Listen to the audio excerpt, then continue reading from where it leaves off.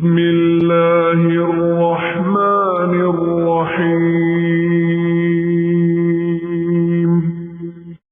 سورۃ الفلق، سورت نمبر 113۔ شروع کرتا ہوں اللہ تعالی کے نام سے جو بڑا مہربان نہایت رحم والا ہے۔